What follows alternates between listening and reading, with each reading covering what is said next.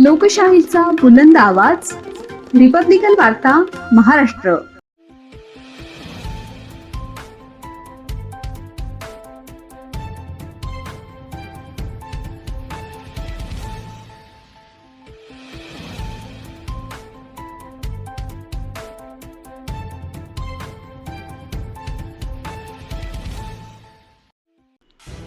नांदगावच्या मुख्य बाजारपेठेत अतिक्रमणावर पालिकेचा हातोडा, रस्ते झाले मोकळे, वाहतुकीला दिलासा. मुख्याधिकारी शमाकांत जाधव यांच्या आदेशाने कारवाई, उर्वरित अतिक्रमणधारकांनाही पालिकेचा इशारा. सविस्तर बातमी.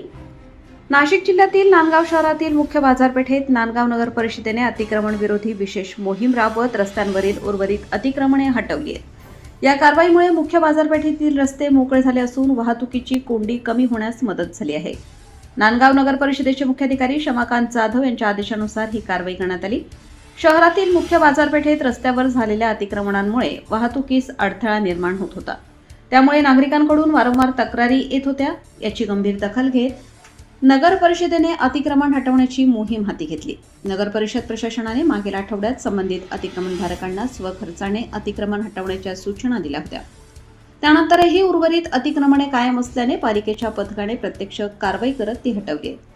या मोहिमेत दीपक वाघमारे, आकाश जाधव, रोशन शेंडगे यांच्यासह स्वच्छता विभागातील साबळे, मुकादम तसेच सफाई कर्मचारी सहभागी झाले होते. पथकाने नियोजनबद्ध पद्धतीने कारवाई पूर्ण करून मुख्य बाजारपेठेतील रस्ते अतिक्रमणमुक्त केलेत.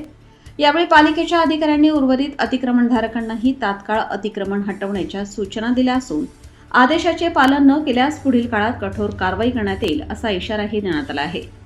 रिपब्लिकन वार्ता न्यूज चॅनल, नांदगाव तालुका प्रतिनिधी Muktaram Bagul, Nashik. Subscribe now and press the bell icon. Never miss an update.